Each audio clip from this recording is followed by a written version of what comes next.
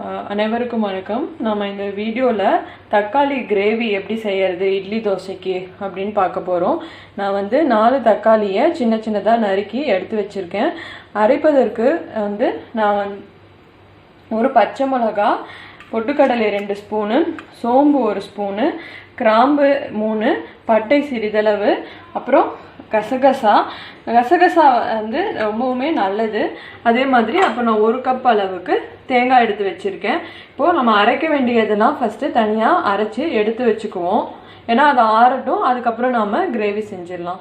இப்போ நான் இந்த மாதிரி நல்லா அரைச்சி எடுத்து வச்சுக்கிட்டேன். நம்ம தேவையான அளவு தண்ணியை அப்புறமா இப்போ நான் இந்த மாதிரி அரைச்சி எடுத்து வச்சுக்கிட்டேன்.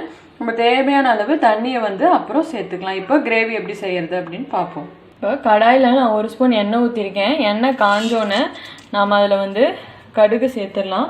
அதோட கொஞ்சம் பெருங்காயத்தூளையும் இதோட நாம் சேர்த்துடலாம். இப்போ கடுகு வெடிக்கட்டும். இதோட நான் 2 காஞ்ச மிளகாய், அப்புறம் தக்காளி. இப்போ இந்த தக்காளி நல்லா மேஷ் ஆகிற அளவுக்கு நம்ம வதக்கி விட்டுக்குவோம்.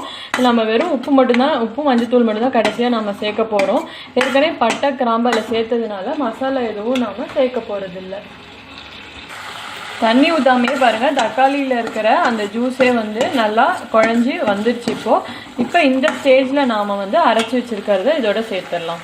இப்போ இதோட நாம் உங்களுக்கு எந்த பதத்துக்கு வேணுமோ அதுக்கு ஏற்ற மாதிரி தண்ணி ஊற்றிக்கோங்க. இதோட நாம் தேவையான அளவு மஞ்சத்தூளும் உப்பும் சேர்த்துடலாம்.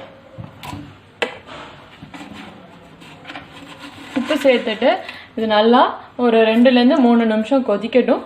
அவ்வளோதான், நம்ம கிரேவி ரெடி ஆகிடும். கிரேவி நல்லா கொதிச்சு வந்துருச்சு. இந்த ஸ்டேஜில் நாம் இதை நிறுத்திடலாம். இது நீங்கள் நம்மளுக்கு வீட்டில் பொதுவாக கிரேவினா நம்ம உருளைக்கிழங்கு, காலிஃப்ளவர் இதெல்லாம் போட்டு குருமா மாதிரி வைப்போம். இதுமாதிரி காய் எதுவும் இல்லாத சமயத்தில் வெறும் தக்காளி மட்டும் போட்டு இதை நம்ம ஈஸியாக செஞ்சிடலாம். நான் அடுப்பை நிறுத்திடுறேன். உங்களுக்கு சுவையான தக்காளி கிரேவி நம்மளுக்கு ரெடி ஆயிடுச்சு. நீங்களும் உங்கள் வீட்டில் இதை ட்ரை பண்ணி பாருங்கள். கண்டிப்பாக உங்களுக்கும் பிடிக்கும். வீடியோ பார்த்ததற்கு நன்றி. இந்த வீடியோ உங்களுக்கு பிடிச்சிருந்ததுன்னா லைக் பண்ணுங்கள், ஷேர் பண்ணுங்கள், சப்ஸ்கிரைப் பண்ணுங்கள். நன்றி, வணக்கம்.